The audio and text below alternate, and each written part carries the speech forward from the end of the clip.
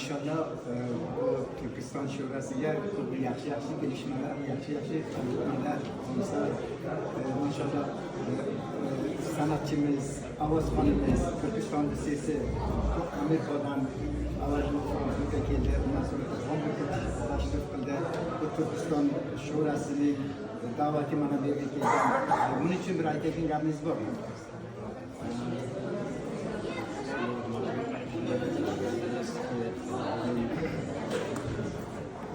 Türkiston Birligi anjumani Hamburg shahrida müzik festivalini o'rtaga qo'ydi.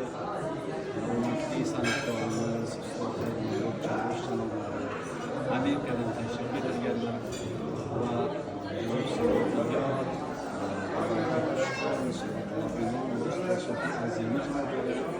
bular bizlarni xalqimizni eng avazxonlaridan, san'atchilardan bo'lgan va biz istadikki bu kishilarni da'vat qilib xalqimizni og'ziga kulgu keltirish uchun o'zimizni sarfligimizga bir arzish berish uchun farhangimizga, madaniyatimizga bu kishilarni da'vat qilib labbayk keldilar va bugun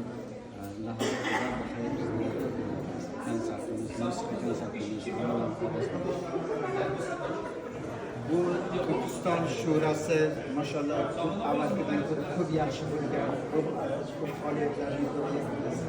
Bu hedefleriniz nima? Bizning hedeflarimiz shuki, bizni xabarimiz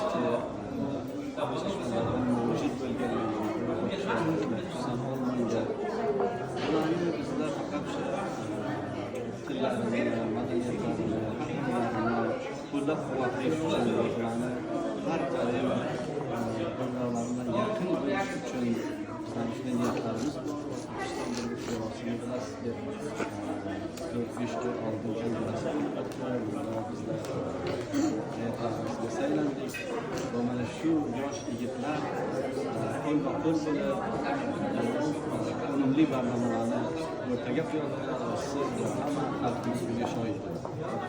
Rahmat sizga, bir yigitlarga, javonlarga, Türkiston Birligiga so'zingiz bor.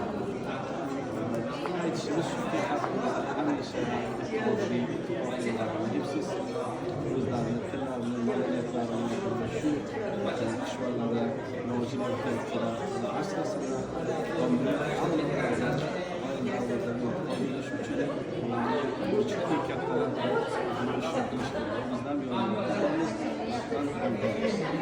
Rahmat.